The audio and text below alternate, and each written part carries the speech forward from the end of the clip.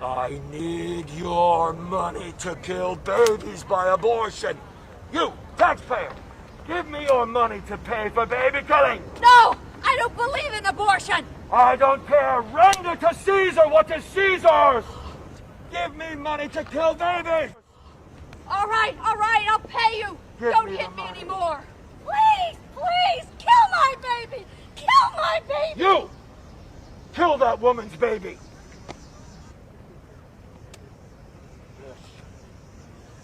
Yes. Yes. This beautiful and iridescent cloud was recently spotted in China.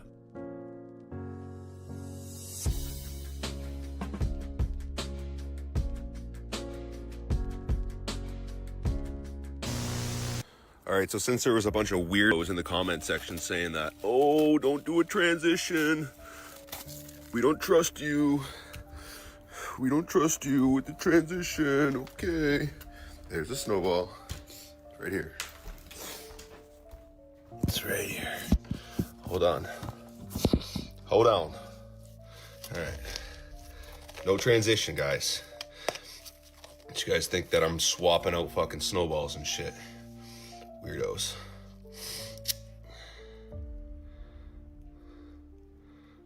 Look at that. Smells like plastic. Literally smells like plastic. Probably because it is. Probably because our snow is fake, our food is fake, our water's fucking fake. Everything's fake in this world, including the snow. If you guys live somewhere else and you're getting snow, do the same thing. Tag me in that shit. I'll throw it on my story. Fake ass snow. Yeah.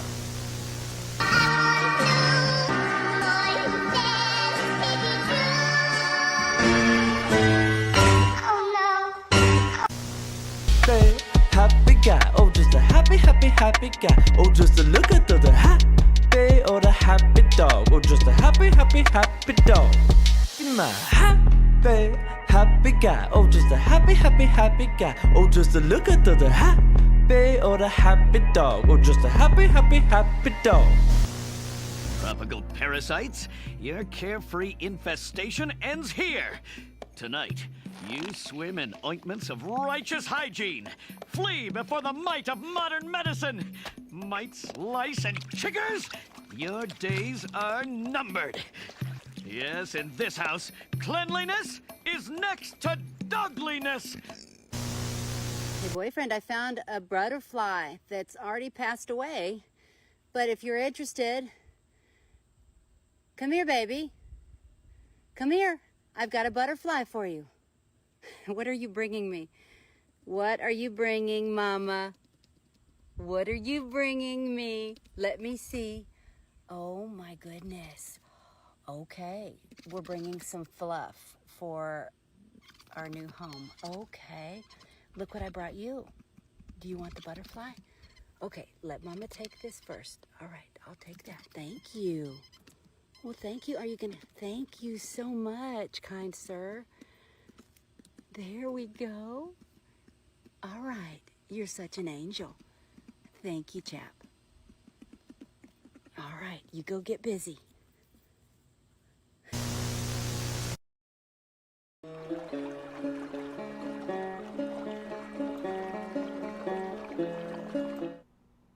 All right, hello, my beauties and bees, and welcome to another installment of Live from the Hive. But we're not coming to you at our normal time because it's Christmas Eve, and we are part of the Purple Rhymes with Orange annual marathon. And I get you for 2 hours to entertain you in whatever ways I see appropriate, I guess. I've pulled up some stuff I think should be fun. But before we get into it, I want to say hello to everybody popping in, because, yes, good evening. We got Miss Lemon. Hello, Miss Lemon. Dr. Ben coming at me from just through the doors over there. Spooky Bed Hair, Tapioca Weasel. Tapioca Weasel, they just finished before sending people over to me. We got Holly, got Aunt Jur, Bo is here, Regios. Hello, Kelly. Titan. Purple's in the house. Claire is here. And we have... Doop-a-doo-doo-doo-doo. Yeah, okay. Well, if I missed you, I'm sorry. I'm just trying to go through and say hi to everybody. Hopefully you got your break in and everybody is in a pleasant mood because it's Christmas Eve and why not be in a decent mood? Why not do your best to bring a little happiness to the world? Look, I drew a Crystal Palace iguanodon when we were playing our game earlier. Isn't that cute?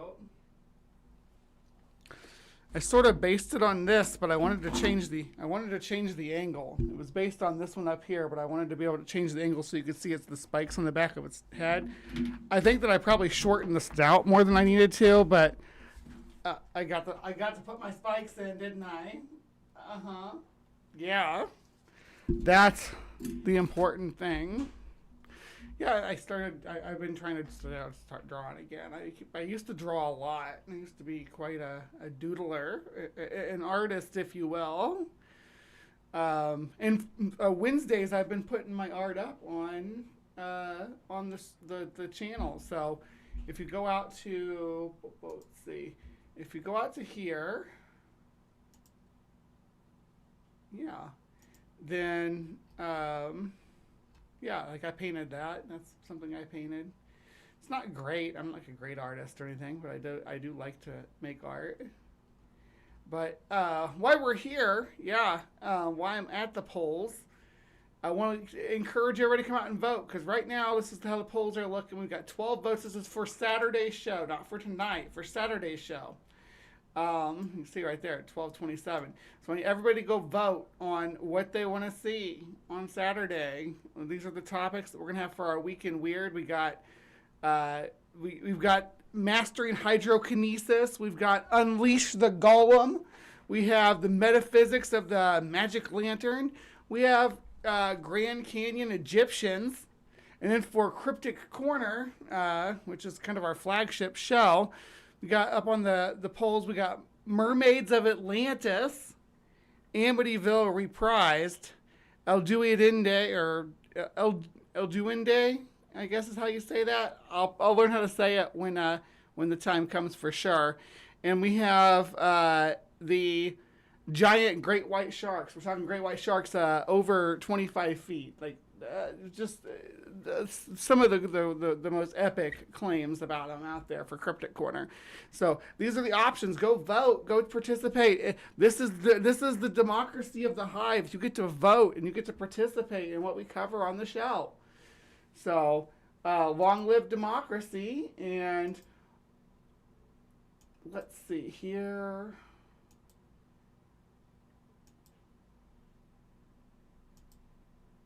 And there's that. Okay. So tonight I'm not doing the Cryptic Corner really. I mean it kind of is, but we're doing the Mary Lwyd. It's a Welsh tradition, right? Oh my gosh, is that stool? Meerkats and mermaids. Every time that's what I have to do. I have to talk about mermaids to get Stool to come around. Stool loves mermaids. Stool wants to marry a mermaid. Yeah. Stool came to watch me do mermaids, right? That's hot. Yeah, I got more people rolling in. Hello, everybody who's just now coming in. Oh my gosh. Yay. Hi, everybody. So the way I do my show, and I'm going to give you like a taste of it here. This is like a preview of how we do our Live from the Hive programming. So we'll divide it into segments. Now, normally on my Saturday mornings, as you can see, I do a Cryptic Corner. That's what starts us off. We go from like the first 15, 20 minutes or so. me getting right at you like this and talk about the polls and giving everybody a good morning or good afternoon if you're over in the UK, usually at the time. Right now it's obviously evening. I think it's the middle of the night over there in the UK. You people are crazy being awake, but I get it. But after that, I'll do a quick break, and then we'll come back and it'll be Cryptic Corner. And then we'll do another quick break, and then we'll come back and it'll be our Week in Weird. And then we'll do another quick break, and we'll come back and it'll be Bree's Bestiary, and that's the full show. We usually run about 3 hours, between 2.5 and 3 hours usually. Sometimes we do go over if something really heavy falls in my lap, but that's generally how much we run. It's every Saturday morning. It's 8:30 Central Time, and I've done it every year or every Saturday with very few exceptions for almost 5 years now. There were some time frames. There was some time in that where I didn't have a date pinned down. I was just doing it whenever. And I had guests on a lot back when I first started, but I've kind of narrowed it down to how I want to do it, and this is how we do it. So if you like that format, and you just want to dive into some cryptozoology or some ghost lore, some alien fake lore, some ufology, lost cities, that kind of stuff, come hang out with me on Saturday mornings. It's a good time. And Ben has big chocolatey cake. All right, tonight, because this is not a morning show like I usually do, I'm actually going to have some drinks with you all tonight. So I have an alien IPA. The box was really cool. It doesn't have, I don't, hold on, where'd it go? Yeah, I don't always go off taste. I have no idea what it tastes like. I go off how pretty the box is. And it had aliens on it. So that's why I got it. And now I'm drinking it. It's the same as why I have the alien vodka, because it's in the alien head. I'm not picky either. I'd rather drink a heavier beer than like a domestic that tastes like really watery. Anyway, yeah, so this one I'm drinking tonight. It's an India Pale Ale. Yeah, IPA. But 7%. Yeah. So I'll probably will drink like 2 or 3 of those, and I'm gonna be like, oh, be feeling it in the morning. Tomorrow's Christmas morning, though. Tomorrow's a special morning. Maybe I'll sleep in. Maybe I won't. Maybe I'll have to be awake and alert. I don't know what's going on. Yeah. All right, so I'm going to kick things over. I'm going to kick it over into Cryptic Corner, but it's not really Cryptic Corner because this isn't a cryptid, but it's folklore, which I guess ties in. That's what I say. I'll say cryptozoology is where folklore meets zoology, right? It lives at that cross section. Now, not all things at that cross section are cryptozoology, though. There's animal myths and things like that we cover in Bree's Bestiary. Things like, we started off with the myths about murder hornets and stuff like that. So it's been a wild ride. So, yeah. Anyway, I am going to, I'll see you guys over there. Have a safe and Merry Christmas.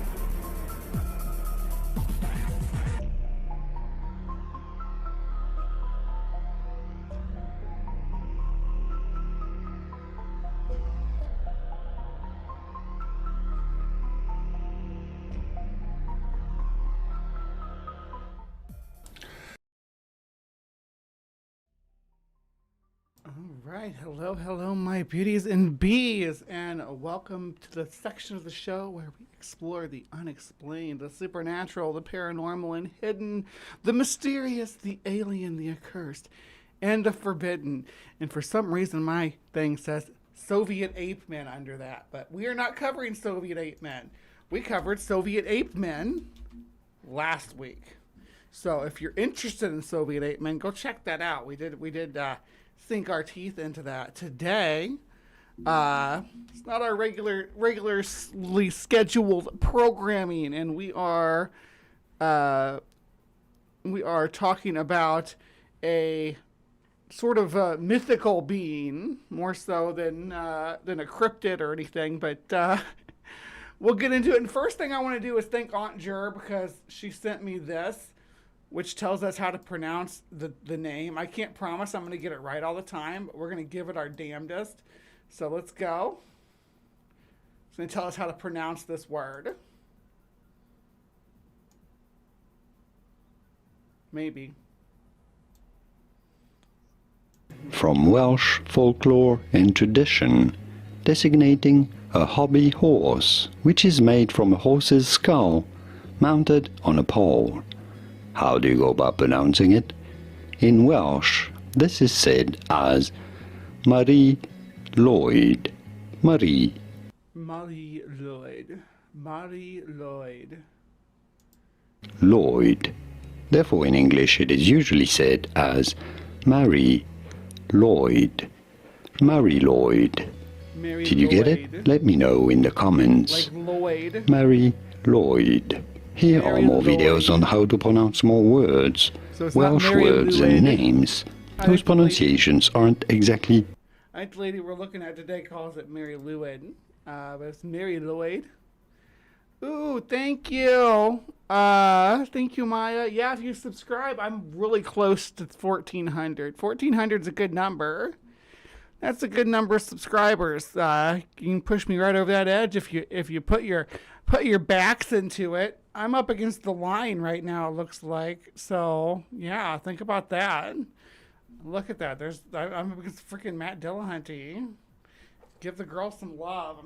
I'm swimming in treacherous waters. Oh, thank you, Reggie. Reggie rules. Gifting 10 gift memberships. We got one to Y because Weed Bro. We got one to My Unfinished Journey. We got one to Rainbow Ash. One to Lil of All Trades. One to Prixie Purple. One to Paul Schlatter. One to Savage Minnow. One to Caterpillar. One to RDZ 1023. And we have one for Aunt Jur, because we love you, Aunt Jur. Reggie rules. Absolutely, Reggie, you're the GOAT, says Maya Atkinson, and she's not wrong. So, yeah, and give Maya some love, too. She's dropping super chats in there, making sure my super chats are still working. Appreciate you, babe. Appreciate all of you. Yeah, now that anybody who got a membership can now do Bigfoot stomps across the screen, which is epic, right? That's an epic thing to be able to do. All right, now that we know that it's called the Mary Lwyd, we are going to listen to this video about it. So, buckle in, ladies and gentlemen. Here we go.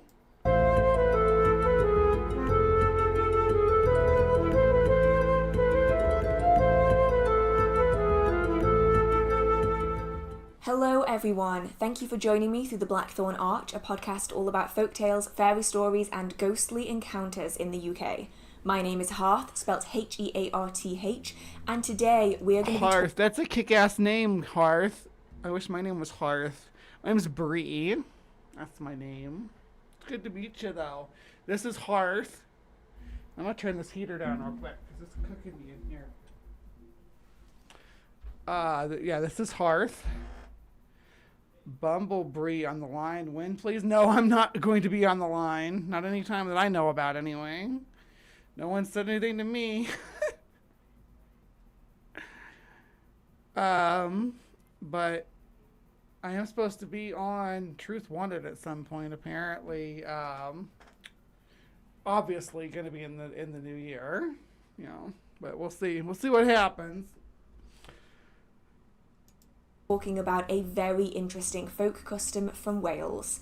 We're talking about the Mari Lwyd. Now, the Mari Lwyd is a traditional custom that I have been looking at for so many years. Since I lived in Wales, I've always been fascinated with it. And so today I figured it was the ideal time to have a podcast episode all about it. Now, the Mari Lwyd is a South Wales folk custom that usually happens between Christmas Day and Twelfth Night. It's a fascinating tradition. So that's like 12th night. When's 12th night? Let me see. Because I read between Christmas and New Year's. Is New Year's 12th night?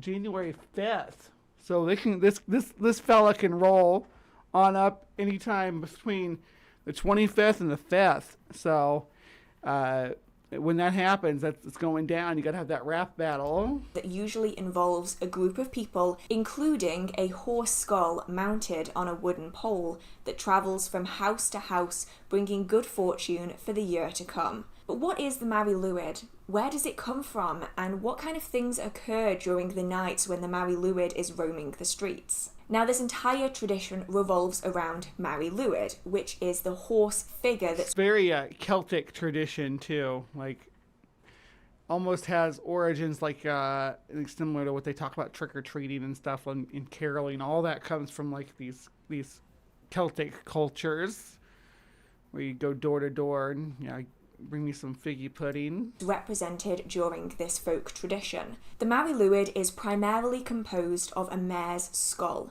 This skull is then Is she saying it wrong? That's what I'm saying. I don't know. The pronunciation said Mari Lwyd, and I'm gonna go with that, I guess.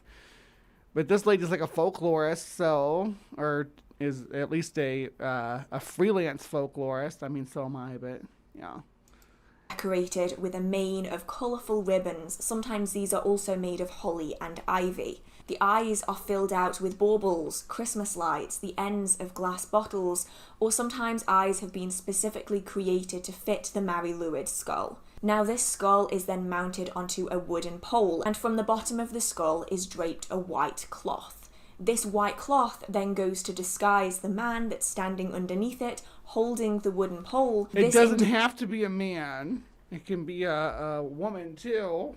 You never know. Individual then controls the Mari Lwyd's movements as it travels around the town or village, often snapping open and closed the jaw. The term Mari Lwyd comes from the Welsh I Fari Lwyd, but the term Mari Lwyd may have two different origins. The first is that of grey mare.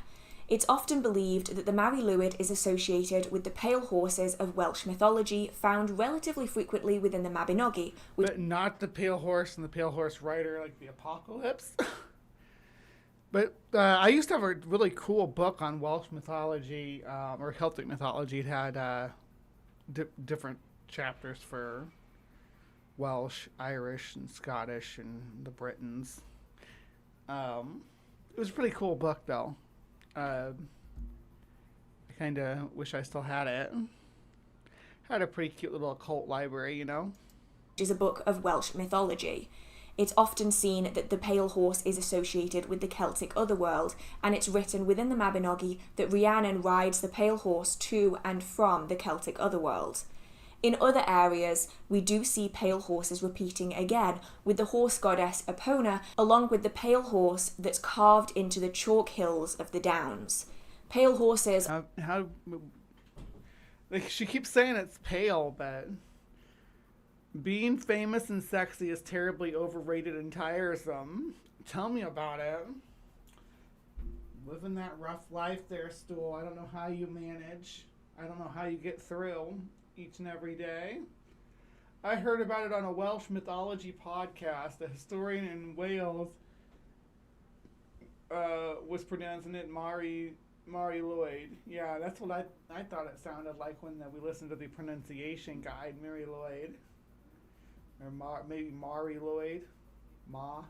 with like a ma in the beginning of it. Mary Lwyd. Why does it have to be mare's skulls? Why can't it be a stallion skull? I think it's just tradition too. And from what I've been reading about this, there's actually some implications that it's like a representation of the donkey that rode Mary out of Nazareth. I don't know how that would work, but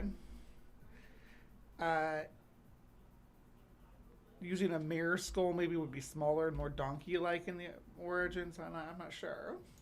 Are very important within Celtic regions and Celtic mythology, and so it's believed that the Mary Lwyd may have some association with these. The second potential origin for the name Mary Lwyd comes from Grey Mary. Now this in itself has two potential different origins, the first being that of Mary, the figure that we see within the Bible. And so some believe that the Mary Lwyd is directly associated with Mary. However, others believe... All right. Thank you so much, Kelly, for gifting me 5 memberships. So 5 new members of the Hive. We got What the Beck. We got one by land, 2 if by... one if by land, 1 by land, 2 if by sea, run if by...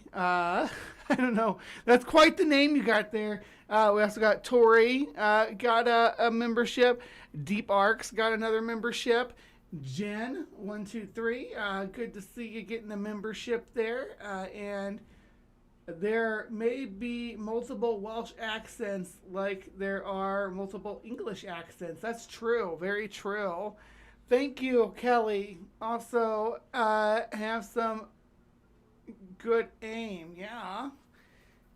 Woo, thank you. Thank you so much, Kelly. It may have more to do with the believed nativity scene that we see within the Bible, with some saying that Mary, heavily pregnant, needed to find somewhere safe to give birth. When no inn had space to take her, she found herself within a stable. However, to make space within the stable, some say that a pregnant horse had to be removed in order to make room for Mary to be there.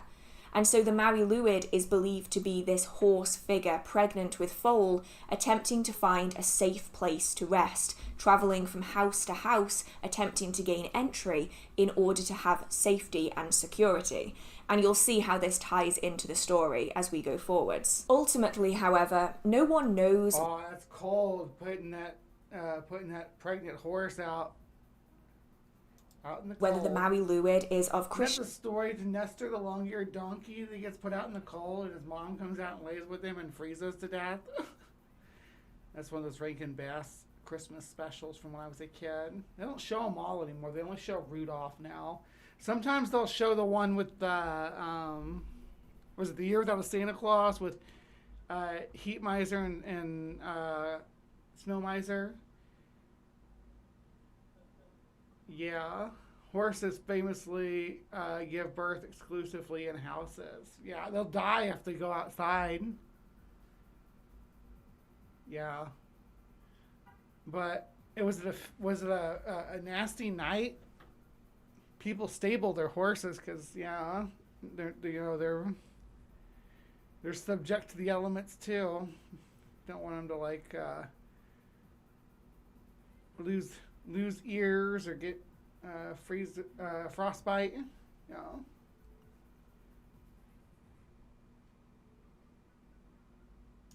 Christian origin or pre-Christian origin. There are no written documents that survive from before the late 1700s, and so we're ultimately left not entirely sure where it came from, with some believing it has purely Christian origins and others saying that there are too many aspects of pre-Christian belief for it to be entirely of Christian origin.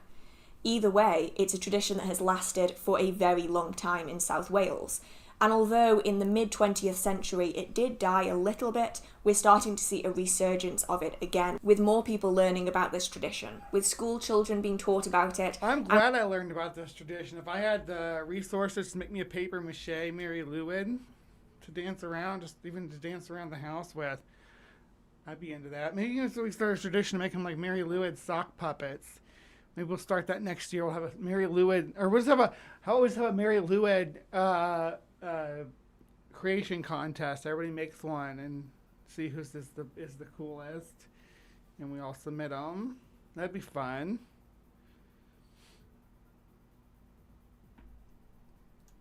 With the tradition still continuing within local towns and villages. If you were to travel to South Wales, you aren't just going to see the Mari Lwyd roaming around at any time of year. No. The Mari Lwyd specifically occurs between Christmas Day and Twelfth Night, and it usually always occurs after nightfall. The Mari Lwyd... So like 12th night, like the 12 days of Christmas, right? So it's January 5th. Yeah. Which I guess that's 12 nights from Christmas, yeah. I'd always thought that the 12 nights of Christmas led up to the 25th. So I don't know why I assumed that they would encompass Yule and so the solstice. Not really, not really part of the lore, I guess. Doesn't travel alone. Instead, she travels with a group of individuals. Originally, these would have all been men, but today we see a mixture of different people taking part in these celebrations. The Mari Lwyd is the main figure. She is the horse figure that is found within all of these celebrations. You then also have an ostler. The ostler is usually a finely dressed individual who guides the horse. If I am the Mari Lwyd, I figure who wants to be my ostler. Pick an ostler out of the side chat. Let's pick one of our new members to be the ostler. They have to be in the chat too, though. So new members. Who's a new member? Rainbow Ash. Are you a new member? Yeah, we're gonna pick Rainbow Ash. Rainbow Ash, you are my ostler. So you need to get a big oversized newsy cap and a rope to lead me around by. Don't worry, I can come with my own rope if you can't find one. Essentially the horse keeper. And then alongside the ostler you also have singers, and in some cases you also have a Punch and Judy pair, which are almost the I need Punch and Judy. Punch and Judy. Any volunteers for Punch and Judy? I'm taking volunteers. Of the show that travel around with the group. As night falls and let me see if I can find more on Punch and Judy for you, because there's a little bit more about them, I think.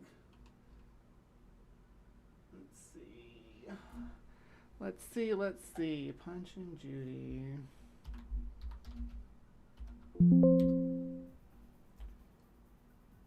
Alright, so Punch and Judy is a traditional English puppet show featuring Mr. Punch and his wife Judy. The performance consists of a sequence of short scenes, each depicting an interaction between two characters, most typically the anarchic Mr. Punch and one other character who usually falls victim to the intentional violence of Punch's slapstick. Okay, so they're like slapstick jesters. Lanterns and candles are lit. The Is Mari Jester Lwyd and here? her procession go Jester out. seems like they'd be perfect for this role. Who's volunteering? Who wants to be Punch and who wants to be Judy? Who wants to be the wife beater and who wants to be the beaten wife? Is that what it is, though? I mean, it's not. I guess he's not. Well, it says he's intentionally violent, so it makes me think that he's a wife beater. Out around the village or town. They go to different houses, different pubs and bars, and as they do so, a ritual takes place that's known as punka. Now, I do apologise if I'm not getting the Welsh. Punka? Do you want a place in Punka? Come over to my place and play some Punka. You know you want to. Play a little Punka, you and I, eh? Let's do it. You know you want to, love. You know you want to. Pronunciation quite right. I have been trying so hard to learn Plonka. Welsh for a few years. It really helps me with my British accent to say that word, Plonka. Judy usually beats the crap out of her husband. Thank you for some additional lore to these characters, Purple. I love when I have so many people with deep lore stuff about things I'm not familiar with. I love learning new stuff like that, like Punch and Judy. I don't know. Yeah. And I am still struggling with the pronunciation, so I do really apologise. But this tradition is essentially a singing battle. As the Mari Lwyd approaches a property, the singers will begin to sing traditional Welsh songs. These songs... Are you all ready? Because tomorrow, through the 5th of January, this fool could show up at your house and serve you up, and you have to figure out a way to appease him. Or her. I guess it's a her. You're going to rap with a horse skull. Yeah, you have a rap battle. Are a request to gain entry into the property. The people inside the building will hear these songs and they go round and lock every door and every window, attempting to stop the Mari Lwyd and her party from entering. As the singing continues, the Mari Lwyd attempts to gain entry, giving reasons for why they should be allowed inside. The people inside the property then have to sing back, give reasons and excuses for why the Mari Lwyd and her party cannot enter. And this singing battle goes back and forth, sometimes for hours on end, until ultimately the people inside the property have run out of excuses. There's no more reason why they cannot allow the Mari Lwyd inside. And so the doors are opened and the Mari Lwyd and her party are allowed inside. Once inside, the party... Imagine just going around and doing this in your neighborhood, like now. Like, just getting yourself a Mari Lwyd, a horse skull on a stick and all that. And going around knocking on all your doors in your neighborhood and asking them, singing to them and asking them to let you inside. Think they call the cops?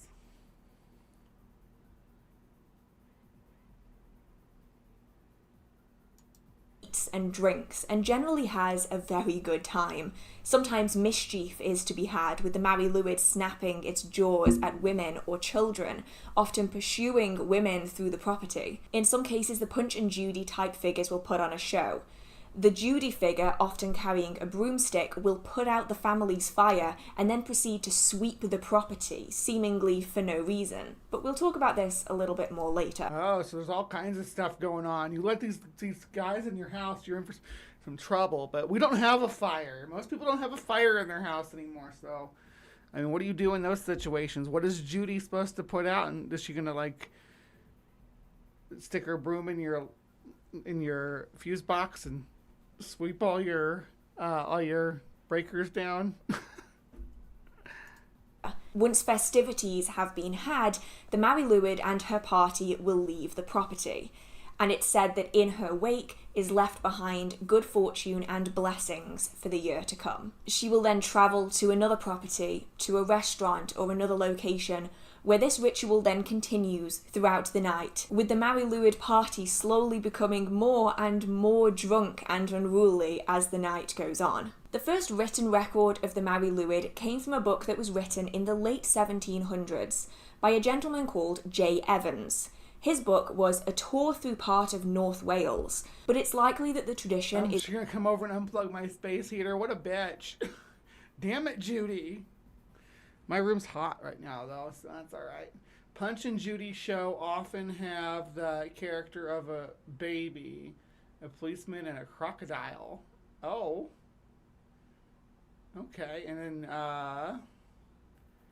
UK has Punch and Judy. US has Sesame Street. Guess US should have gone with violent puppets instead. You know, Henson's Workshop didn't make violent puppets. The Muppets are like the violent version of Sesame Street.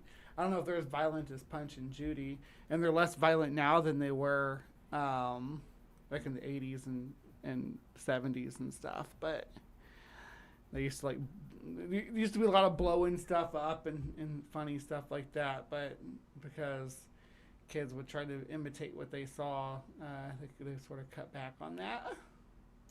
Is much older than this, and actually, although it might have been documented in this book specifically about North Wales, this tradition is primarily found within the very south portions of Wales. Though we don't entirely know how or why this tradition began, It has been speculated that it's found within areas of coal mining, and oftentimes on historic records where Mari Lwyd celebrations were taking place, they're often in towns, villages, and counties where there's a large amount of coal mining, and so it's believed it may have been a coal mining tradition that occurred within the mining communities that was then spread. What would a horse have to do with mining, though? That's kind of an interesting connection to make. Like, hey, this is a mining spirit. And shared with the communities that they traded with. And so you get a gradual spread of this tradition through trade and interaction in all of the areas where coal mining and mineral mining took place in South Wales. The tradition was documented many times since the early 1800s. Though we know okay, my unfinished journey. There's the everybody made it over. I think we're still fully loaded. Everybody's here. No need to apologize. I'm glad you were able to pull off a stream. It's sometimes it's harder than it looks. I've messed up quite a few streams myself. I had to redo things. I've been around much longer, but still glad to be here. Tori said, "Well, I'm glad that you are here. Glad you're part of the family." Yeah, a couple hundred years ago, horses had to be used to pull the carts out of the mines. Didn't they usually use donkeys for that? I may be mistaken. I think, but aren't donkeys like? They could have been horses too. Obviously, yeah, I'm sure that there were horses. Actually, you're absolutely right. There probably were a lot of horses utilized in that field. This documentation did start to disappear in the 1960s. Maybe this was a changing belief system, maybe this was people pushing away their traditional customs. Whatever it might be, the pushing away of the Mari Lwyd celebration didn't last for long. As for the past few decades, the Mari Lwyd has been going strong again, and it's being taught to children as cultural revival stuff going on in the UK. That's pretty cool. I like watching when they do the solstice at Stonehenge. I watched some clips of that earlier this week, and I also like watching clips of them doing Krampusnacht. Krampusnacht is Krampus night. And they have like these freaking people in these awesome Krampus costumes with torches and whips and shit running around in the city, like coming at people. It's like almost like a haunted house, except for they're doing like a parade. It's so cool. as well as communities, so that those who live in South Wales can share and know a little bit more about their heritage. Though traditionally a real horse head was used, primarily a mare, not everyone is comfortable using a real horse head and not everyone has access to them.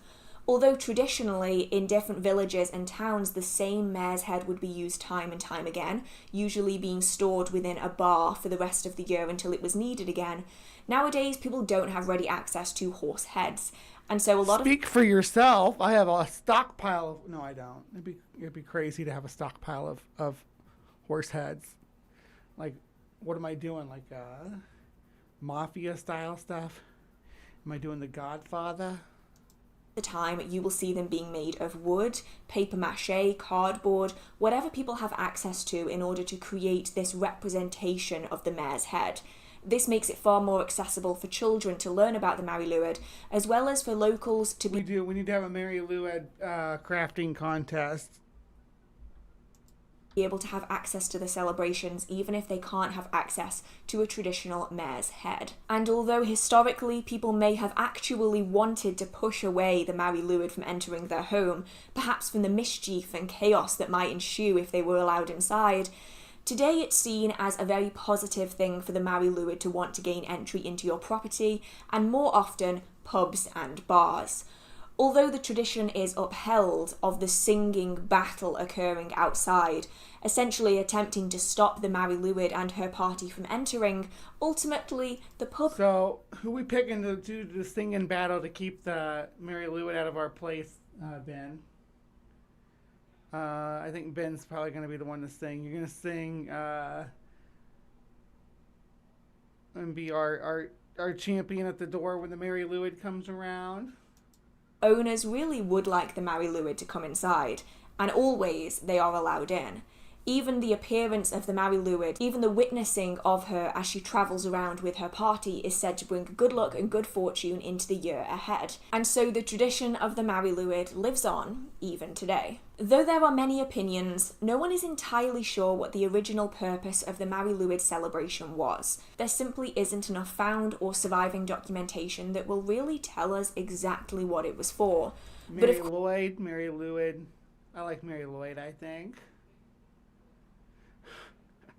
Her ridiculously fake English accent is hurting my knob. Is it fake? Is she doing a fake accent? This woman is? Or me? I can do a fake British accent too. Mine might be better than hers. You never know.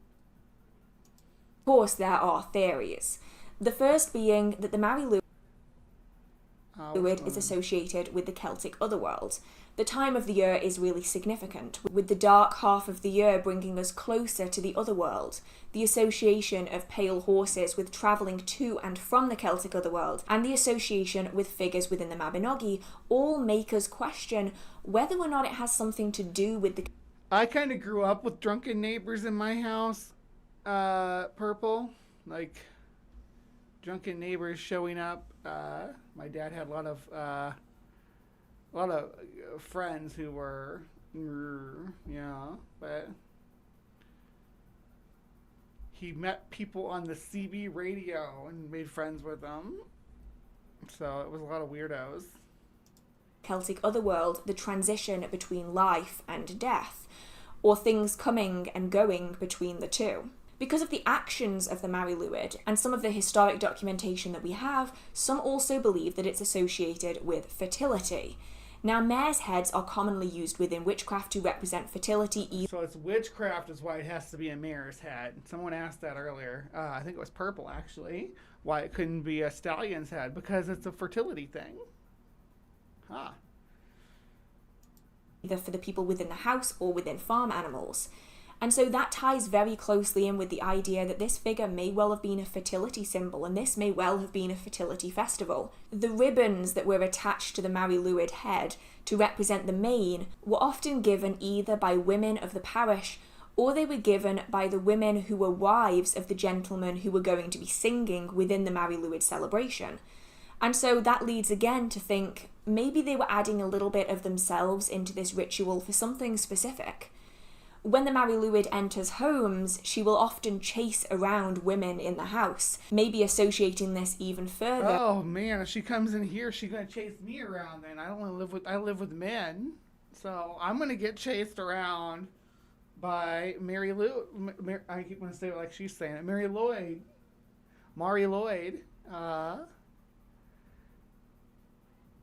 Getting irritated, I can't send a super chat. That's why I did a member still wanted. Well, say what you need to say and I'll read it, Kelly. I'll read it. Yeah, I grew up with a drunken father and my dad drank a lot too. I'm trying not to think about it right now because I'm drinking. Actually, I need a refill. I'm almost out. I'm not that big of a drinker, but yeah. With bringing female fertility. Though, of course, no one can really know for sure. What we know today is that the Mary Lwyd is associated... Stool grew up in a freaking magical forest and inhabited by wizards and pie. I'm so jealous. It's not even fair. Wizards and pie. Workhorses were most often mares. Stallions were more difficult and dangerous to handle. Seeing as she's acknowledged difficulty with the Welsh accent, I'm cool with Mary Lwyd as the most correct pronunciation. Yeah. Associated with good fortune, and that by entering into someone's property, she will be bringing in good fortune for the year to come. This is where the Judy figure from Punch and Judy really plays in here. Usually the Judy figure comes into the property carrying a broomstick, where she immediately puts out the family fire, and then she... You're right, Judy shows up to wreck shit. Judy ain't fucking around like that horse. Judy's like, hey, where's that fire at? You don't want to... I think I would want to be Judy. I'm vibing with Judy at this point. I thought I wanted to be the Mary Lwyd. But I think I want to pass that torch of being the Mary Lwyd to Stool. And I'm going to be Judy. I need someone to be my punch, though. Who wants to be my punch? I want to be Judy, and I'm going to smack you with a broom. Sweeps around the house, essentially cleaning it. For any of you who know about witchcraft today, you will know that broomsticks, also known as besoms, are used to sweep the floors. Known as what? Besoms? Used to not only physically clean, but also to ceremonially clear out any bad spirits, any negative energies, or any harmful entities from that space.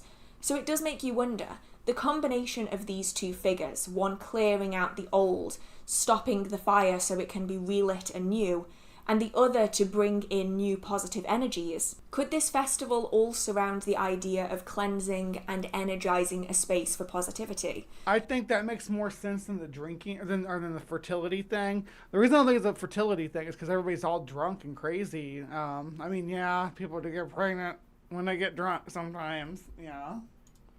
Ultimately, though, we will never know. All we can do is hope that the bits and pieces of this traditional celebration that have survived today will continue to do so within Welsh tradition for years to come. And although to this day, not many people who live in South Wales know about the tradition unless you're fortunate enough to have lived in an area where it's quite prevalent, it has sealed itself within history, as many poets and songwriters have written about. People in the Hive know, though, don't you?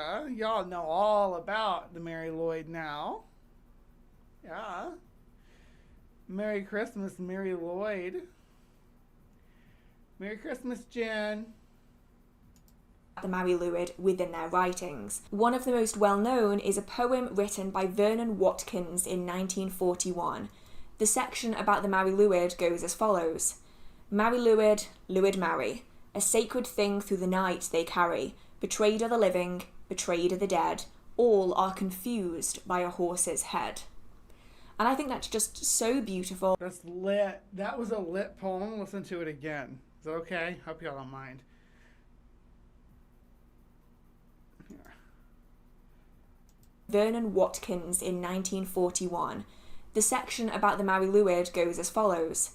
Mary Lwyd, Lwyd Mary, a sacred thing through the night they carry, betrayed are the living, betrayed are the dead, all are confused by a horse's head. And I think that's just so beautiful, and hearing the songs that were sung during the Mary Lwyd processions, it truly is a beautiful piece of Welsh tradition. And I have included several videos as well as the resources for this video and podcast in the description for it. And so if you would like to see the tradition firsthand or would like to hear the Welsh songs that are sung, they will be linked in the description box. And I would thoroughly recommend looking at those resources by people who have taken a part in these celebrations themselves, who are very close to their Welsh heritage, so that you can really learn from them, because really learning from the people who celebrate it is really the best way to learn a little bit more about it. But these style of traditions don't just take place in Wales. And I didn't realise this beforehand, but horse head celebrations and folk traditions are found almost everywhere in Britain. Now, the Mary Lwyd is specific to Wales, and I would never want to claim that this tradition appears anywhere else, because it simply doesn't. It's a Welsh tradition that is unique to and of itself. However, the power of horse figures is seen elsewhere as well. And so in the future, I'd like to dive a little bit... I mean, just calling it a horse figure is a little, I don't know. It's definitely a unique entity. I don't know if it's actually supposed to be a horse. It's just, I don't know. This has been a really cool one, though. What do you guys think of this one so far? More into the mythology, folklore, and practice of these horse celebrations. Are you wanting to slap her? I like her. I think she's cute, and she's got all the mushrooms behind her. You're just jealous of her mushroom stool. Look at those delectable mushrooms. They're the hallucinogenic ones, too. And she's got a pinnacle behind her. The rest of the British Isles as well. With that being said... And a freaking horse coat blanket. She's witchy and cute. And I hope that you did enjoy today's episode. This one is a little bit shorter perhaps than the others, but it's something that I really wanted to put out, particularly during this time of year. If you did enjoy it, there are other episodes already on this podcast, and as mentioned, I would thoroughly recommend learning a little bit more about the Mari Lwyd celebration from those who celebrate it themselves. I've linked everything down in the description of either the video. Yep, she linked everything in the description. This is the Hearth Witch. I'm gonna subscribe because I like her. I ain't jealous of anyone's mushroom. Oh yeah? But yes, that was an interesting piece of folklore. And were you familiar? Were you familiar with the Mari Lwyd? Was it something that you had looked into before, something you'd heard about before? What was your experience with it before you came here to the Hive tonight and we talked about it? What do you think of the tradition? How do you think it originated? Do you think it has Christian origins? Do you think it predates Christianity's arrival in the islands? Yeah. Let me know in the comments down below. And please remember to be kind and take care. And we'll see you next time. All right, you people don't go anywhere, though. All the people watching right now live, you do not leave right now. This is not a time to leave.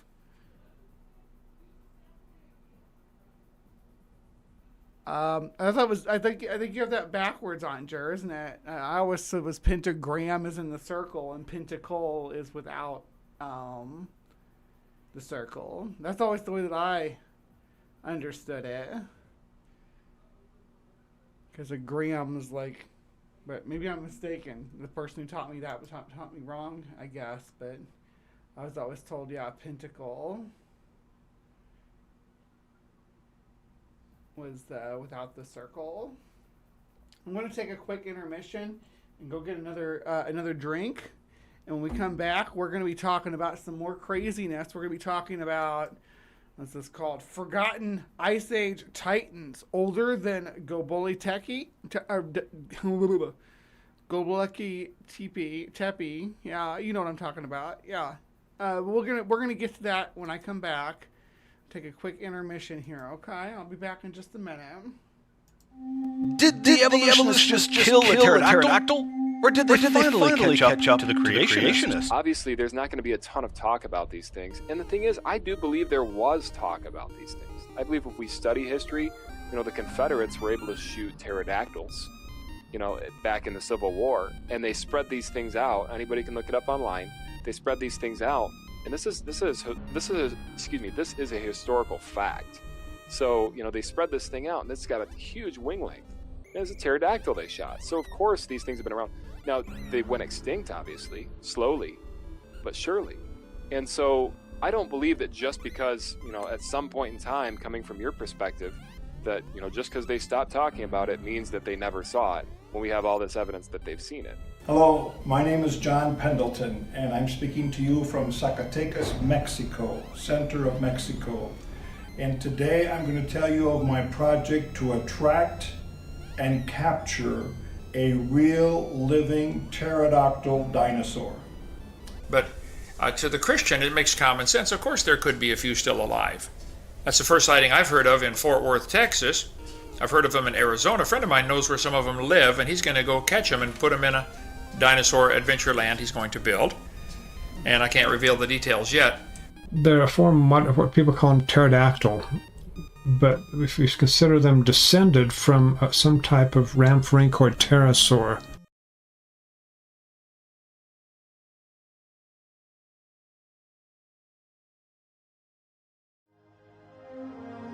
This holiday, grab some eggnog. Let's gather around the fireplace and celebrate the birth of our blessed Lord with the soothing sounds of a very special Darth Dawkins Christmas collection. 753 wonderful hits.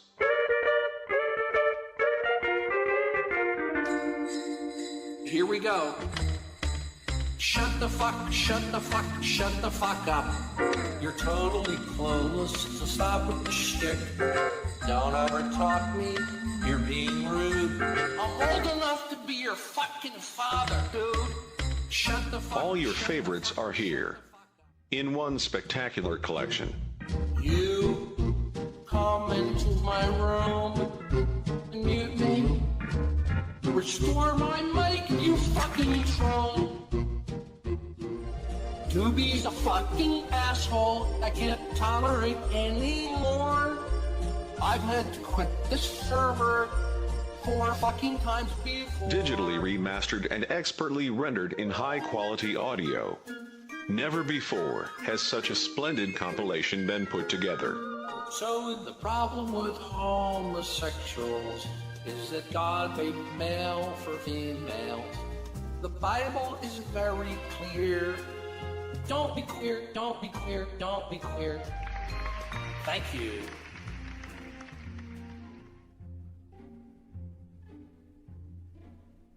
Bing, bing, bing, bing, bing, bing, bing, bing, bing, bing, bing, bing, bing, bing, bing, bing, bing, bing, bing, bing. Order with your credit card in the next 30 minutes, and if you manage to successfully render an argument for intelligibility within your godless worldview, you'll receive a beautifully decorated King James Bible, along with your own personally autographed copy of Dawkins' Presuppositionalist Guide, Crushing Atheism. Absolutely free. Merry Christmas, and a blessed New Year. Boom! You're not server muted. Get out of my room.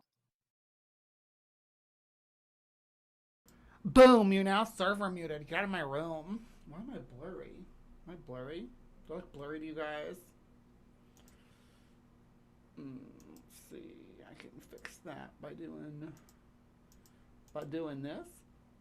And a little bit of this. A little bit of this and a little bit of that. Yeah. And I got myself a back looking beautiful. Hey, pretty lady. Hello, hello, and welcome back. This is going to be what we're doing as a sample of our type of stuff we cover on Week in Weird. And today I have a video from... Now, Week in Weird's more about who we're covering. It's more so than specifically the topic. A lot of times. Anyway, this is going to be History Fuzz. And I don't know what to make of this. They say just enough true stuff to make it weird. So let's see. Open. So we got.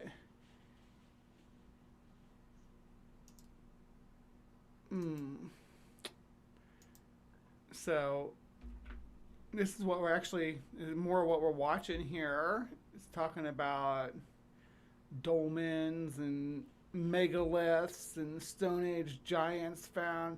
This is gonna get super weird really quick, but as you can see, they're pretty woo-woo adjacent. This is called History Fuzz. Explore Stone Age and Ice Age archaeology, megalith structures, prehistoric civilizations, and ancient astronomy through evidence-based documentaries.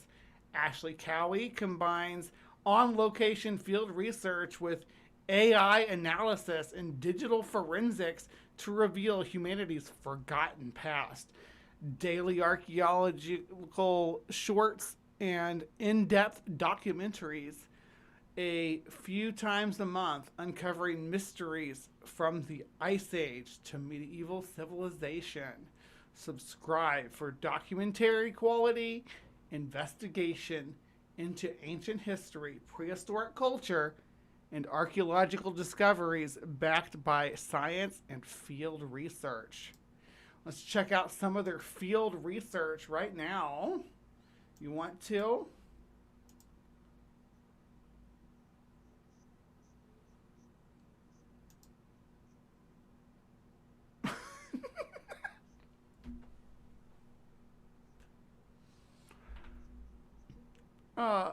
I can't hardly contain my glee when I see this stuff.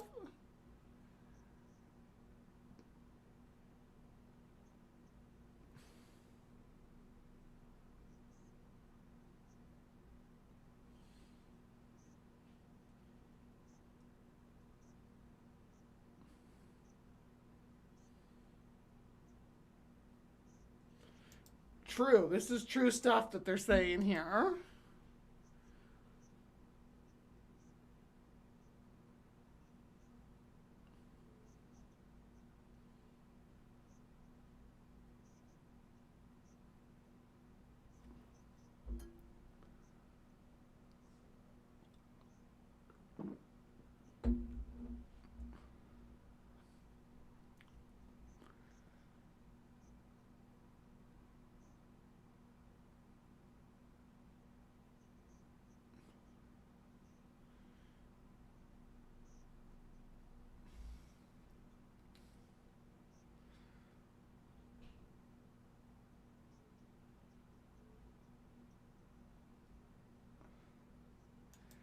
I'm pretty sure these are just radicals from glaciation, right? I mean, correct me if I'm wrong. This doesn't look human-made to me.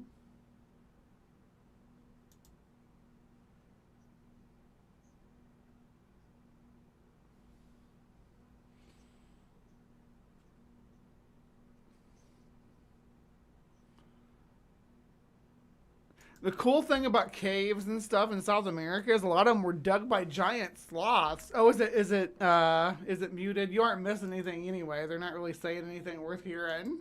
Some kind of chisel used, and also with the angles, it almost resembles a kind of writing.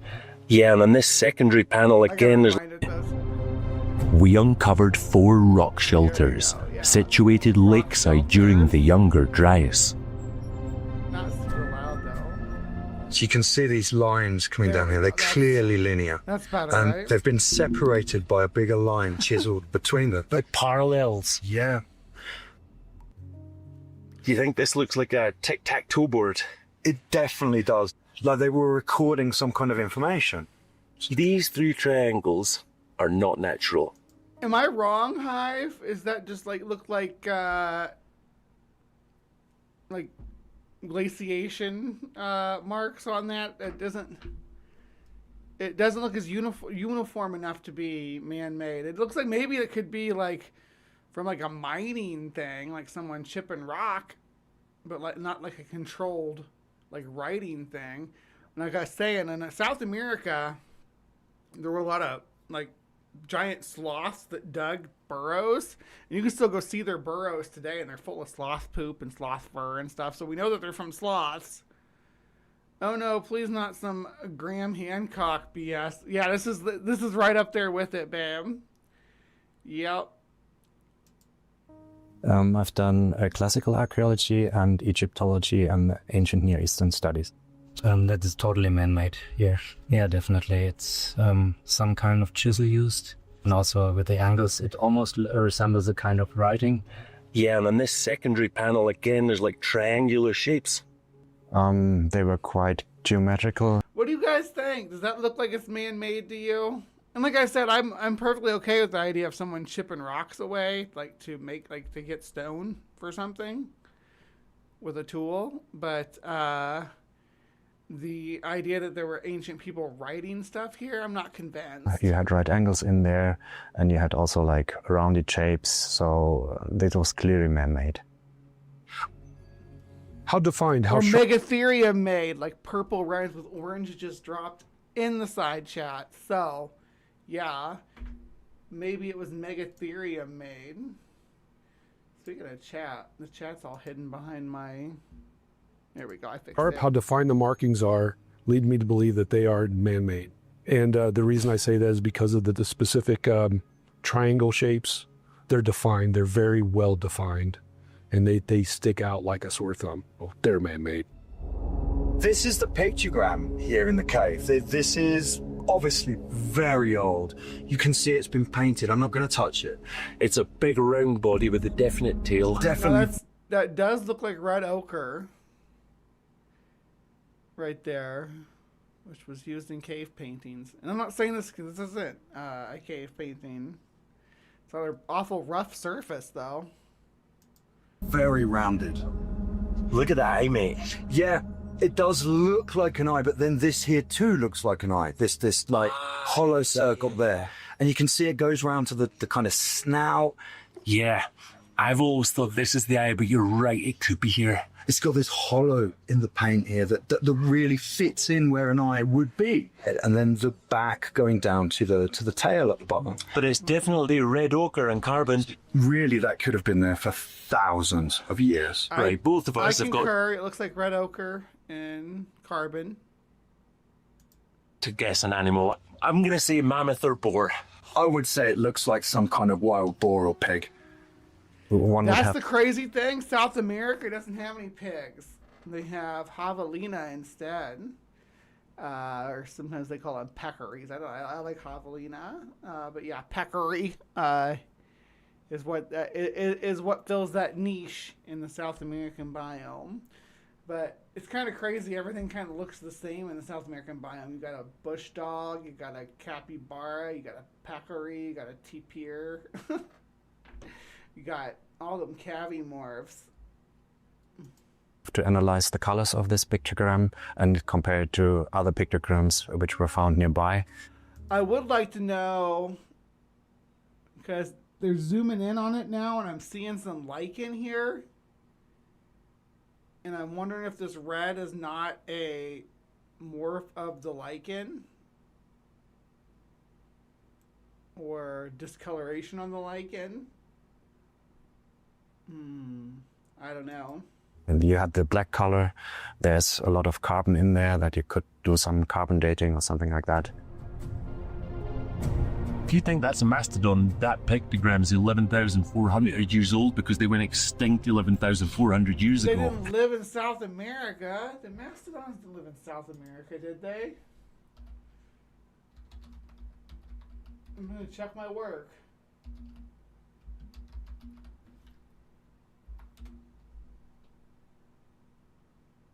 Yes, I'm wrong. See, it's okay to be wrong.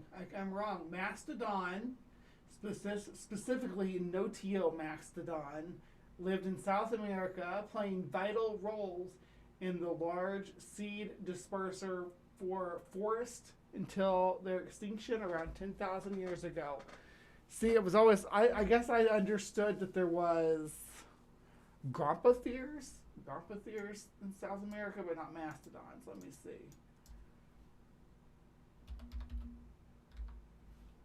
Gomphotheres. Yeah, Gomphotheres were like elephants. And that's what I thought filled that niche in South America, but I guess I was wrong. Oh, there were, well, okay. So Gomphotheres were elephant relatives that immigrated to South America from North America during the biotic interchange, becoming common megafauna until the Pleistocene extinction, with two main genera adapted to Andean highlands, Cuviernius and Stegomastodon, including Notio-mastodon. So there were Gomphotheres. Not actual mastodons, because Notio-mastodon's a Gomphothere. Okay, trying to keep up. Oh. If you look at the texture of the skin round where the eye would be, it looks like the top of a trunk, right? Very lifelike. Stop it! Look at that texture there. And right down what would be the trunk. And it's so defined, like, as a trunk. Sunk down. And there's the other eye, see on the other This side, right there. This is some Mud Fossil University nonsense. Yeah, there we are. It is a mastodon mammoth. There might go against conventions, but I don't know what else it would be. Look. Hold on. Remote sensing is used in archaeology. It's used in satellite information to survey areas of ancient cultural habitation. I thought it was like astral projection. Okay. It's under the umbrella of space archaeology, which is the worst name because it's not archaeology in space. Interesting. Okay. There you have it, folks. Proof. Exactly. If I can say that, hey, this cloud looks like a buddy, it means that there's something up there making clouds, right? It's a symbol known as a circumpunct, a circle with a place for a staff. You could maybe use it as a shadow clock or as a... It's quite centrally placed in the actual mammoth as well. Could have put a torch in there with perhaps fire on it or something to light it up. Yeah. Now, I don't disagree that there's maybe, you know, it's some kind of prehistoric thing, right? Maybe somebody was making something here and using this as like a... I don't know. Just thoughts. I'm not an archaeologist. But to turn this into a mammoth megalith. And right at the opening to this path that goes down further, look. Yeah. Wow. Let's move on.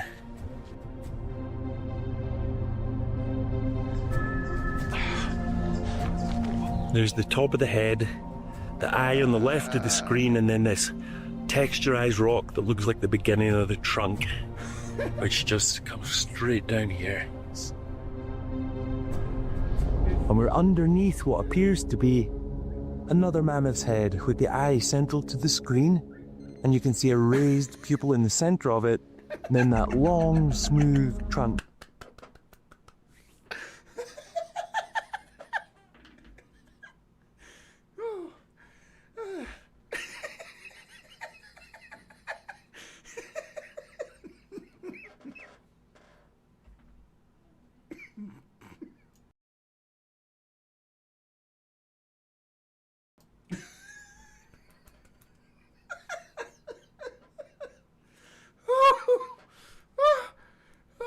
I'm gonna overheat. Coming right down to the bottom of the rock where it's cleared out, it's been smoothed out. We used artificial intelligence to analyze our footage. They used the AI to analyze their footage. What did ChatGPT tell you about the mammoth rock carving? The AI replied, "Its clearly defined dorsal ridge, cranial dome, trunk-like projection, and ocular depression imply intentional shaping to create a zoomorphic figure, suggestive of elephants, mammoths, and mastodons. But that's what we think." Elephants, mammoth.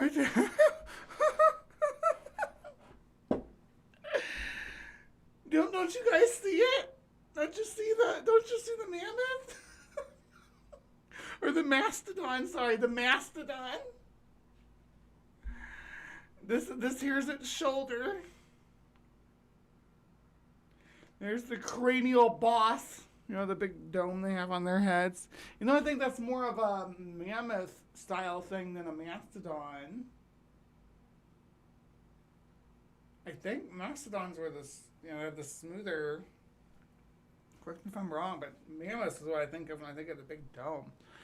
Regardless, you got the raised skull, recessed eyes, and then of course the trunk, and you got forelimbs and a big old hindquarter that somehow sticks up almost half the height again above the head, which, you know, like elephants do. You know, elephants, when they walk, their butts are way up in the air. No? You think when elephants walk, it's more their shoulders the highest point? You don't say. You don't say. Kind of funny, the hindquarter is the highest point on this sculpture then, huh? And mastodons. But that's what we think. There's another mammoth's head, see, with the sort of bulbous peak on top of the head above the eyes. We just need to see what's on the other side to see if there's another eye in a similar position. Wait a second. I have no interest in stone vaginas. Do you have any documentaries about beef or ham? What's elephant meat called? Is elephant meat ham? Did you have an elephant ham? Yeep, it is It's just that there's an issue with academia not following with the times and realizing that calling it space archaeology only feeds into the pseudo BS. Pareidolia is a hell of a drug. It really is. This is nothing but fucking pseudo archaeology, dressing up frauds, lies, and conspiracy theories as legit science. Shitting on the field, on my field, and my colleagues in the process. Yes, these people are absolute idiots. No, this is idiotic. Don't feel bad. We're making fun of it. That's what we're here. We're here to laugh our asses off at how bad this stuff is. Sweetie, I know. I've heard you talk about archaeology and stuff. These people are nuts. What's on the other side? Another eye? No. Oh my lord, another eye just where we'd expected. And drink if there's another eye on the other side. That's an eye. eye, if you can't tell. That's an eye. You may not look like an eye, but if you believe it hard enough, it's an eye.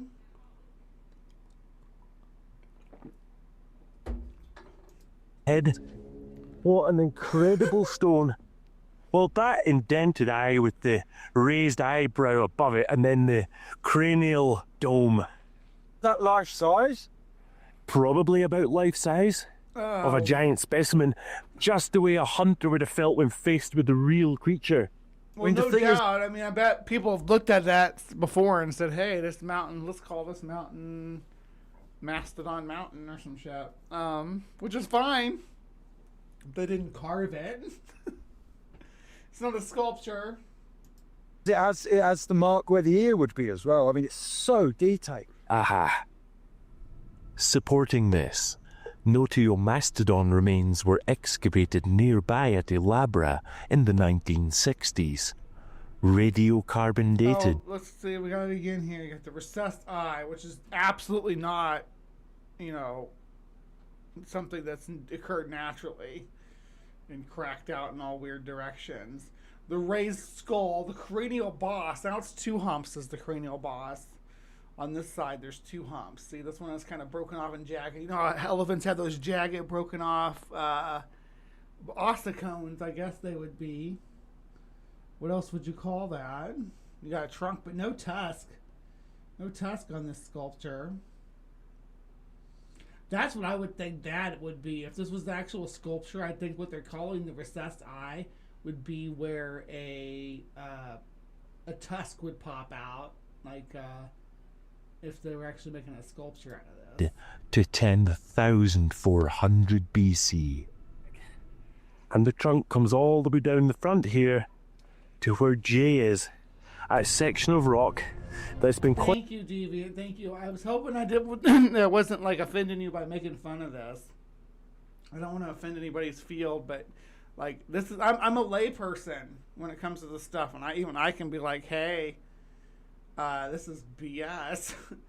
But Deviant Outcast says, yeah, I take solace in the fact that I'm among people who see through this shit. I fucking love you people. Some awesome, just awesome. And then we got Purple saying some mammals in North America did travel South America, most notably large cats and wolves, and proboscideans. There were elephantine creatures in South America. Gomphotheres is what they were called, and mammoths didn't live that far, didn't go into South America, but there were other Gomphotheres down there. obviously cleared and curved almost to form a rock shelter here. See this? Oh wow, yes. There's one. Hold on. Yes, that vertical. Yeah. That looks like a tool mark, Jim. Okay, now if we move across to the right, slowly, we've got some horizontal ones here as well. Oh yeah. And they're not new. They're not new, they're ancient one. Okay. That is a tool mark. Look here, look at this. Yep. People have lived there for a long time. I'm not opposed to saying, hey, maybe some of this stuff is tool marks.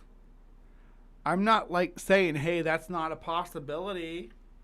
What I'm saying is that this was not a carved mammoth or elephantine creature at all. This was a natural formation. Now, that you see pareidolia in it is endearing and all, but it's not archaeology. Having these scratches and stuff that you're looking at here examined by professionals, that would be archaeology. But you're not doing that. You're just saying, hey, these are tool marks. I insist that they're tool marks. Maybe they are, maybe they're animal scratches. I don't know. But definitely think that having actual professionals look at this would be a good idea. All of these marks are coming down. Yeah. There's nothing coming up suggesting these are chisel marks. Yeah. Clearing this curved section away. Here as well, look. To create the bottom of the trunk, which where we're at. And there's the eye. Look there. Now show me the other eye. See if it's level. Let's go up to the top. Are Let's go, man. Right, let's go. They're going to climb up on top of it. Oh. This is the top of the rock, we believe. Looks like a mammoth's head. We believe. Overlooking the valley. I think you're right. I think you believe correctly that that's the top of the rock.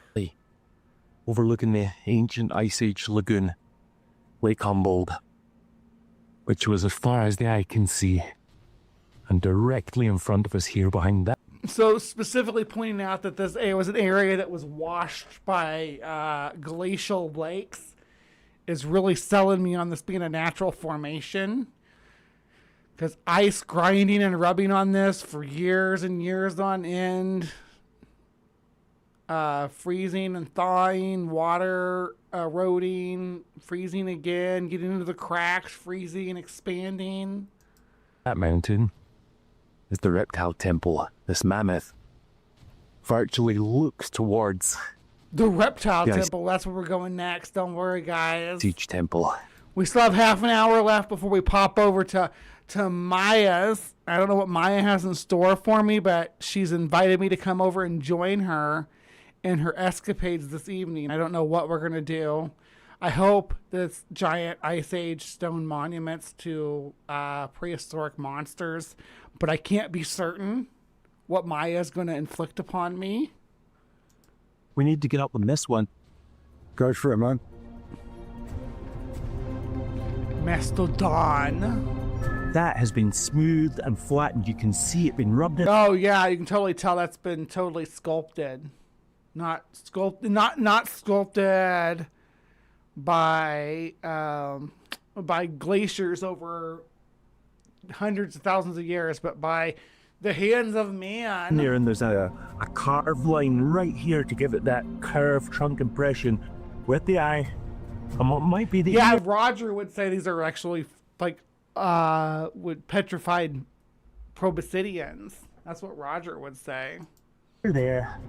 And that, again, that big bump on top of the mammoth's head. It's got the crown on its head, and those are definitely lines on the front. It's unquestionable. Yeah. That here. Come and get a close-up, Jake, and you get a close-up this line where the trunk would be. Nerds! There we go. See there? Right there. That's been smooth. See how smooth this is? Feel it? Yeah, that's been rough. Feel that. And then it's all rough. There's no other smoothing at all. Feel it, and he touched it with his gloved hand. He's like, yeah. Entire face, but where they needed to make that a trunk. That's been rubbed down.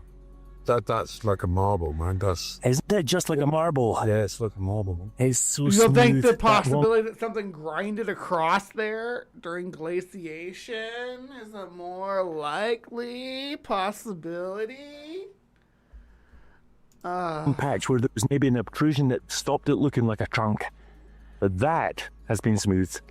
You're coming up the path like at the reptile temple, and what's the perspective from the path? Baby mammoths behind it. Oh, we got another visual. Yeah, I love these.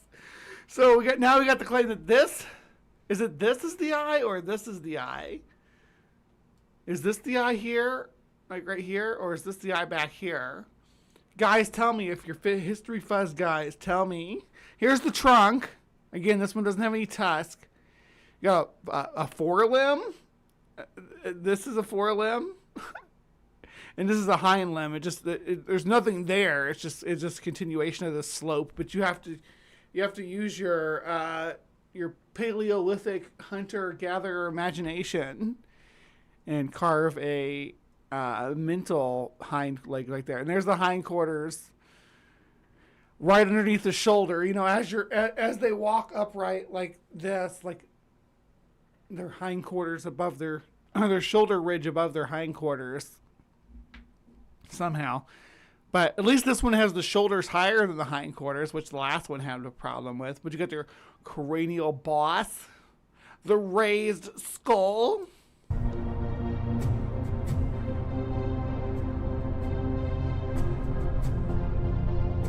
What's this one? Reptile skin, of course.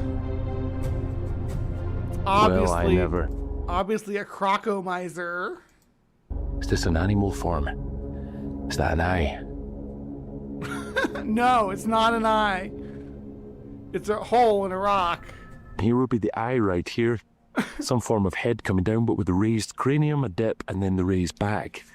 Oh, that hole right there being the only hole is why I'm interested. Sure. And it's got the raised bump above what would be maybe the eye. See it here. The It's another mammoth? Oh, man. Pure speculation, but... Or do you think, Walter, honest? It's another mammoth. I think it's whether this piece right here, it looks like I could pull that out, and it might look just like that. I'm not going to pull it out because I want to destroy what we got here. But the way this thing is broken Don't up, start yoinking stuff. I think if I pull this lump out, it may replicate something that looks just like this. So, just a thought. Yeah, I think we can put this down to pareidolia. I think so. At least you're willing to meet that some of the time. I see a crocodile, an alligator. Oh. Where? Look, here's the mouth. You see the eye? Oh, the eye at the top with the small, like an eyebrow. It's Hanna-Barbera style, right? Like a cartoon character, a spectacled caiman. And like, it's like... It's uncanny. It's uncanny. Look at that. Watch that again. It's totally realistic. Oh, the eye at the top with the small, like an eyebrow in the lens. And like, it's like these... I would give you a crocodile for that one for sure. Look at that. Magical. Eye at the top. Those aren't natural weathering patterns. No. Look at the carved stones around the mouth, the nose, the snout. The mouth, the nose, the snout. You know what I'm talking about. And while I'm thinking about customization, I'm gonna go make sure I got it redirected properly to. Are you under Maya now?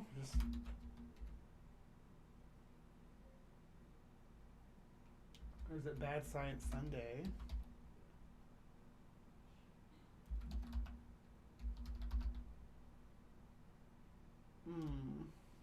What's the name of your stream? Let me look. I have it saved. Bad Science Christmas. Okay.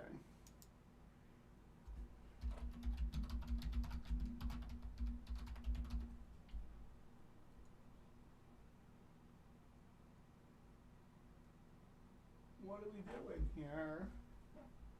There it is. Now it's redirecting us, so it should send everybody over there automatically now, no matter if they're watching the playlist or not. All right. I don't know why I needed to stop watching this to do that. I just want to make sure. We got 20 minutes left until we get over to Maya's, and I just want to make sure. I might bring Bugbot over there if y'all aren't good. Bugbot be stinging people in Maya's chat too. Me and Minnow need to talk about her skunk ape encounter, and I'm not even kidding. We need to talk about it like yesterday. Girl, you encounter a skunk ape, and you know a real cryptozoologist. We need to go to Florida and reenact it. I'm gonna run across the street all Gibbon style. And you're gonna be like, "Is this what you saw?" Look at that, Jay. Thank you so much for the raid, Mark Reed. Appreciate you. You sent a little spike of people over here to me, and I appreciate you. What do you think this is? I would say, if I was going to claim that this was an animal, I would say that this was an armadillo. I don't think it is. I think this is just something that chipped off in glaciation. But if I was going to claim that this was any kind of animal, I'd claim it's an armadillo.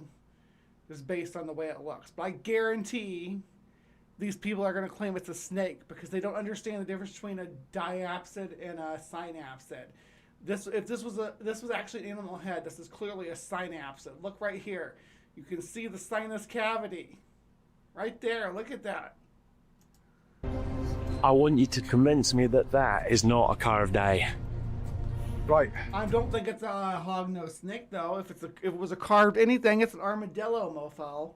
Just take it right there. This clearly here. Pangolin head. We're on the wrong continent. We're in South America, Reed. Come on now. Savage minnow. It was not gibbon style. Its arms were swinging. It was wild. I want to know more, baby doll. If I put on my Santa dress, will you come sit on my lap and tell me about it? Because that's what I want for Christmas, is your frickin' skunk ape story. Girl, let's do it. Let's set up a date and we're going to tell your skunk ape story. Mark's stream was hijacked by Kent Hovind. Yeah, I saw that too. I was popping back and forth between my Unfinished Journeys stream and Mark's stream. Mark, you're in the lineup too, though, aren't you? You're in the marathon. Is that who is this? JYNX. Is that Junie? I don't know if that's Junie or not. Put on a Santa dress and you can come sit on my lap. I thought about wearing the Santa dress tonight, but I've wore it 3 times. Or that would have been 3 times in a row that I wore it on stream. Because I wore it when I got it, which was on Live from the Hive on the 13th. So when I got it. And I wore it last Saturday because it was the last Live from the Hive before Christmas.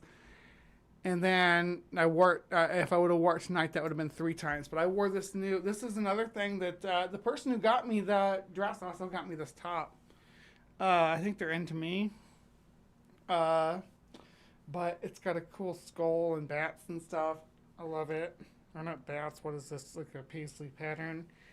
Yeah, and this was thrifted too. I like the thrift, especially with my goth stuff. That's one of the keys for being an alt girl and being counterculture is thrifting stuff. You don't have to go to fucking Macy's or Maurice's or anything like that. You go to a local thrift store and you find mix and match stuff and you make your own kind of fit. And you look freaking cool doing it, and you save money, and you can brag. I like bragging about how much money I saved on my outfit. This shirt, it was a gift, but it was only like, $4. It was super cheap. I love thrifting. Let me show it. The whole thing. It's like, wrong way. So it's like, got dots on the sleeve, so it's got kind of a silly polka dot thing. And up here on the shoulders. But the skull, and it's just open back like that. Yeah. And it's got cold shoulders. I love the little cold shoulders that it's got.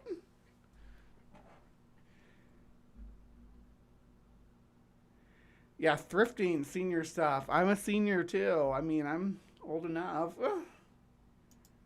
Has the shape of a snake. It has the eyes. It's got the armadillo scaled layers in the rock. You can see the eye socket, the way it bulges above the eye. That goes in about 1 foot deep, right? It has a horn nose. Because my premieres go on a timer. They're not like set up for anything else. It's just a timer. You have to don't leave to go to the premiere. I probably should have just switched it over to a live. So yeah, I don't go over there. At the end, and you can see here where a piece of rock has literally fallen away. I try to be consistent with my schedule, regardless of anything else. So I need certain things to be completely consistent in my life. Does that say Slayer? SLA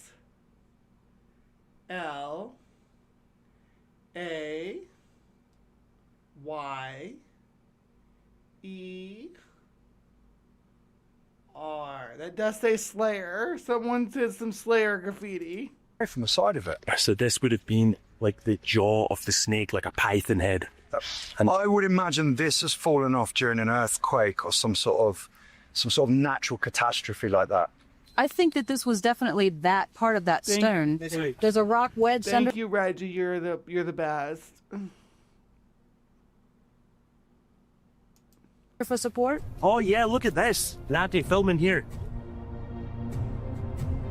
Yeah, so this, what appears to be a snake's head, is definitely propped up. It's a radical, though. There's a difference between radicals and archaeology. Glacial radicals. Because there's some really cool ones.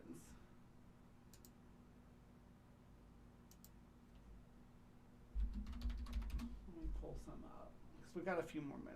We got 15 more minutes.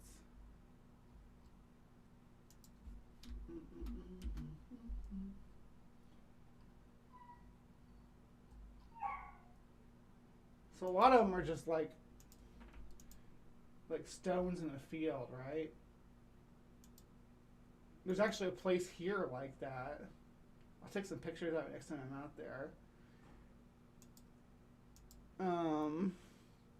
But it's something like this, like just rocks dropped by melting ice that have been trapped inside glaciers for tens of thousands of years, suspended up in the glaciers as it moved south and pushed rocks and mountains aside, right? And just crumbled up all the big stones and softened them like a tumbler.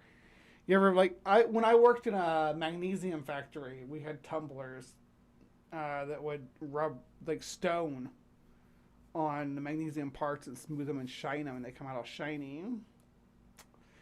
But a stone polisher. If you ever had one of those when you were a kid, same difference, the same concept, except for it's done by a giant glacier and then just laid down on the ground. And that's what we end up with. I don't know how much more of this we're going to get through, but we're going to try to get through a few more minutes of it. By smaller boulders underneath.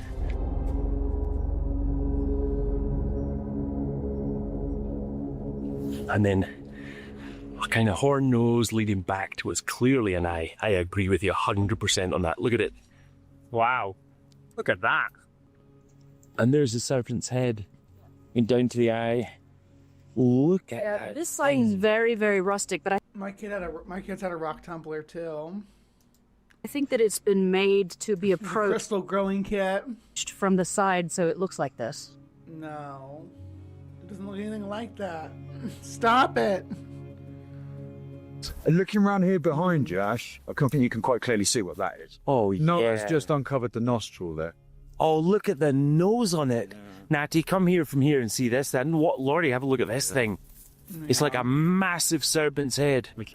No. With the nostril as Just well. stop. It's a boa constrictor. It's a boa constrictor now, guys. It's got the detail in the scales as well. It's just undoubtable. There's no arguing that. I press X to doubt. I used to have a animation that did that. I don't think I have it anymore though. No, I don't have X to doubt animation anymore. Damn.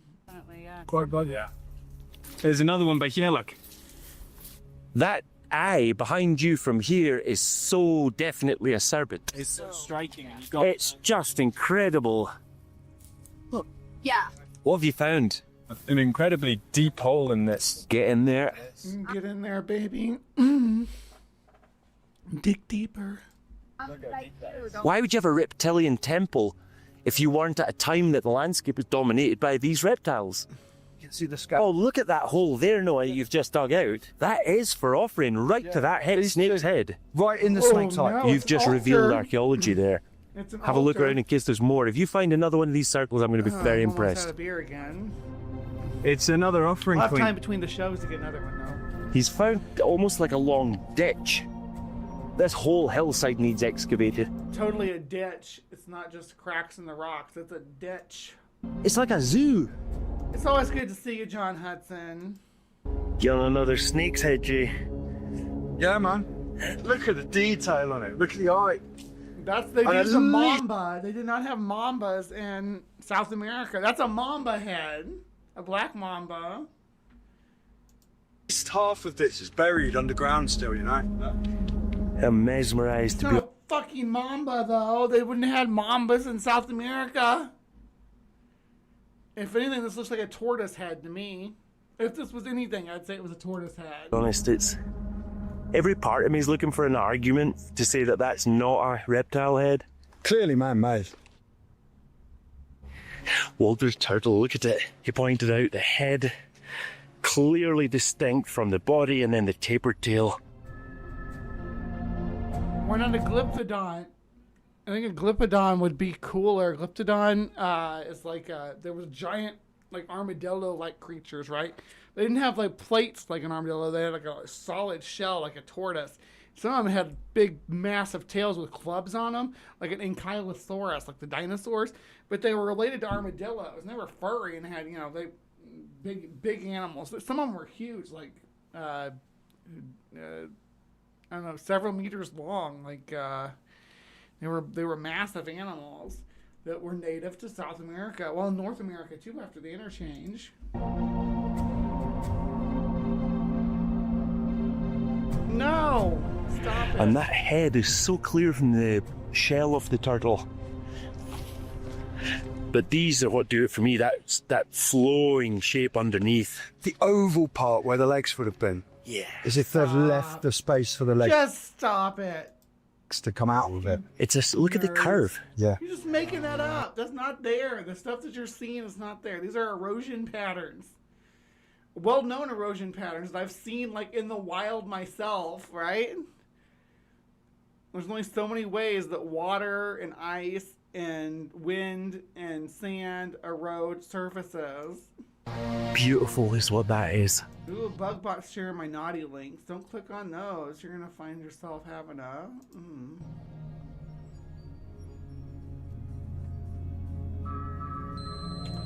Purple says, I love Glyptodon. Some of them got as large as a Volkswagen. I grew up with Volkswagens. My dad had a Volkswagen bus and 2 Volkswagen Beetles. And I love all of them. But my favorite vehicle that I ever had was a 1981 Dodge Ram cargo van. It was the bee's knees. I miss that thing so much. I wish I could live in it. I wish I could go back in time and just keep it and live in it forever and ever and ever. This is Pareidolia, the documentary. You bet your ass it is. Only the best quality nonsense for my loyal viewers. Elbows up, Canada. CD Ollie man in the house. Ollie, I love you, babe. Thank you for playing Star Wars with Ben. He's really digs that. He talks about it all the time. He's like, I got a Sunday night. He's like, I gotta get home for Star Wars. We're out shopping or whatever. Like, it's Star Wars night. We gotta make sure we're home by 7. Love you, babe. Where's the Anus is the title of my new sitcom. It debuts on Netflix in February. The theme tune is awesome. You're welcome. Stool, damn it.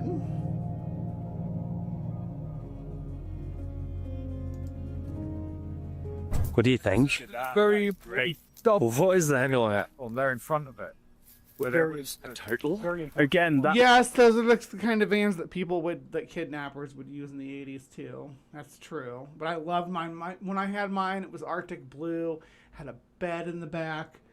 We would go camping all the time. Had a bench seat, but the bench seat was along the wall instead of like lined with doors, so that there was like space for a coffee table and stuff in front of it. It was kind of nice. It was really nice, not just kind of nice. I love it and miss it so much. Looks like a turtle with a pointed snout, No, a bit it like a doesn't. snapping turtle, and it's got these wide triangular jaws like this that a turtle would have had. I see it so clearly. It's not with the a turtle. nose like that sort of Stop it. protrusion at the top. And the mouth. Is that the mouth? Come and see this, Laurie. Yeah. Colombian slider. Wow. And you two beside it gives it great perspective. With the nose at the top. And there's the You mouth. stop it right now.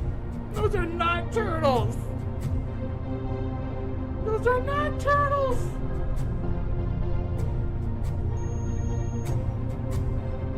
How do I know these aren't fossilized animals? I don't. I just don't. Colombian slider, another. And they just go through and like pick ones that fit. It's not carved. Oh, there's a Glyptodon. We requested Glyptodon and we got one. I'm gonna speed this up so we can see how much more we can get through. We're gonna have to stop here like 2 minutes though. So we're gonna go like 2. From the bottom, it's smooth. It seems to just be the shell on top. Right there. We're gonna speed run this shit and I'm gonna mute it so it doesn't sound weird. We're gonna speed run it at like 3. This is 2. What are you talking about? show me the silliness. Oh, it's a black vulture. Of course it is. It's a vulture, guys. Oh, he's gonna dig this one out. Let's dig it out of the jungle.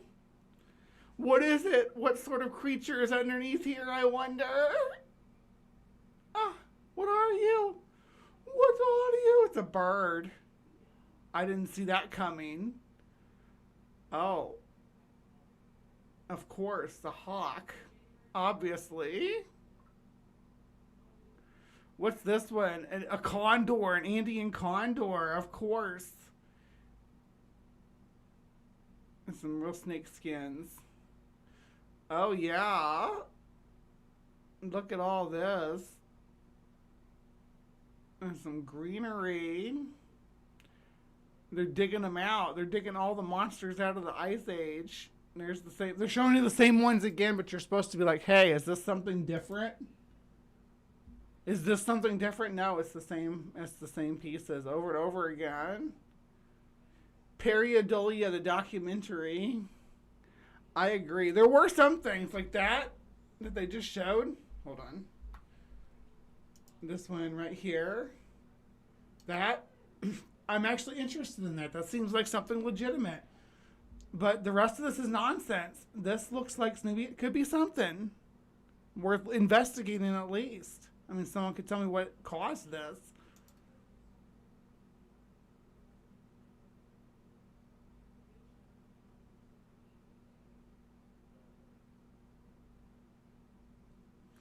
We are not watching part 2, but that was part 1. You want to watch part 2? These clowns are over here. 39K viewers. Can you believe that I have 1.39K viewers and these people have freaking 39.4K viewers with their nonsense that, hey, this rock looks like a turtle. And I'm over here like using real science to say, hey, this stuff is silly. And they're like, so if you aren't subscribed to the channel, now's your chance to subscribe. I do this every Saturday morning.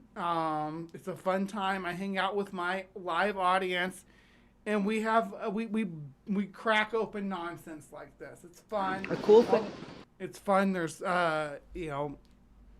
friends here, and we just we crack jokes. We look at Bigfoot videos and UFOs and stuff. So if you like the way I do this, like riffing on it and stuff, then come hang out on Saturday mornings and give me a subscriber. I'm so close to 1,400 right now. I can taste it. It's right on the tip of my tongue. 1,400. All right, so I'm gonna get on up out of here. I will see you guys over in Maya's stream, which this stream will kick you right over into it. So don't even worry. All right, remember to be kind, take care, and we'll see you next time. The cool thing about bears, too, is that brown bears, under the umbrella of brown bears, is actually the polar bears. They're grouped within that clade because there are clades of brown bears that are closer related to polar bears than they are to other brown bears. Polar bears are just a subclade of brown bears. They have to live in an Arctic environment over generations, and they're actually, as it warms up a little bit, they're moving back inland and starting to interbreed back in with other brown bear populations. That's going to be the best for their genetic descendants to interact with. other populations of brown bears that aren't so adapted to this perfect clean environment anymore that's disappearing.